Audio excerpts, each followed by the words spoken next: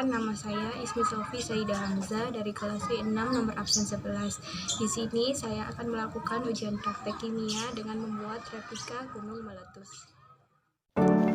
Latar belakang dari percobaan yang saya lakukan ini adalah dalam mengenal proses suatu peristiwa alam yang terjadi dalam kehidupan sehari-hari, kita dapat menghubungkannya dengan ilmu-ilmu sains untuk mengetahui secara rinci bagaimana proses terjadinya peristiwa alam tersebut. Salah satu contohnya, kita bisa mengetahui proses terjadinya gunung meletus dengan melakukan praktikum kimia sederhana dengan menggunakan soda kue dan asam cuka atau C2H4O2. Selama ini, banyak orang berpikir bahwa soda kue dan asam cuka hanya bisa digunakan untuk memasak di dapur. Pada kenyataannya, dua bahan ini dapat digunakan untuk melakukan praktikum gunung meletus yang sederhana. Dalam melakukan praktikum gunung meletus ini, alat dan bahan yang digunakan sangat mudah ditemukan dalam kehidupan sehari-hari, sehingga dimanapun dan siapapun dapat melakukan praktikum kimia sederhana ini.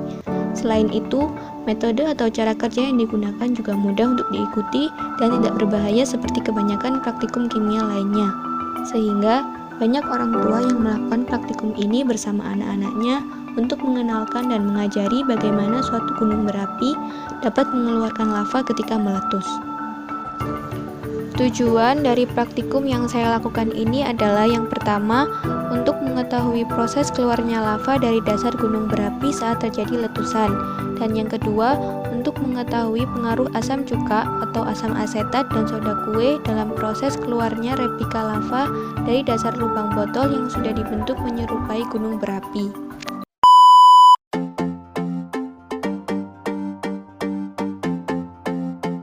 Ini alat dan bahan yang digunakan selama membuat replika gunung meletus. Yang pertama yaitu ada pewarna makanan. Di sini saya menggunakan warna merah muda. Yang kedua ada cuka. Kemudian ada botol bekas berukuran kecil. Kemudian ada soda kue yang merupakan bahan utama untuk membuat letusannya. Kemudian ada plastisin. Di sini saya menggunakan plastisin yang berukuran besar.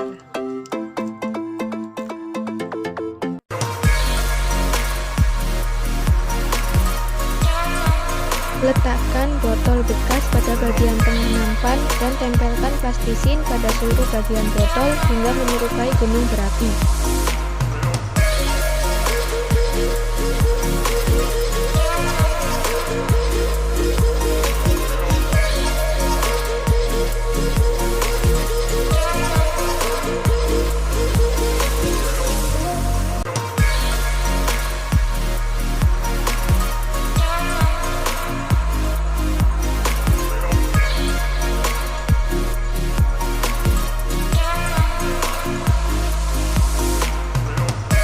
Masukkan cuka sekitar seperempat dari keadaan botol penuh ke dalam lubang botol.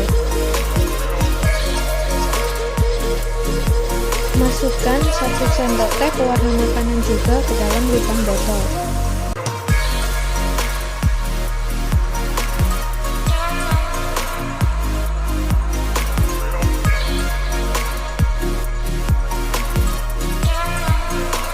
Masukkan juga 1 sendok teh soda kue untuk membuat replika lava.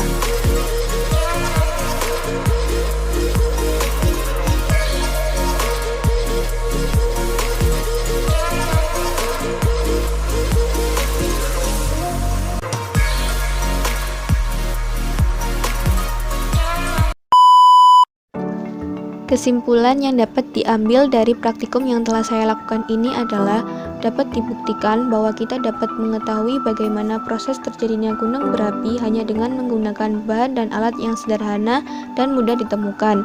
Selain itu, dari percobaan ini kita juga dapat mengetahui reaksi antara cuka dengan soda kue yang bisa menghasilkan garam asetat, air, dan gas karbon dioksida yang menjadi penyebab larutan meluap keluar dari botol yang menyerupai proses keluarnya lava dari dasar gunung berapi saat terjadi letusan.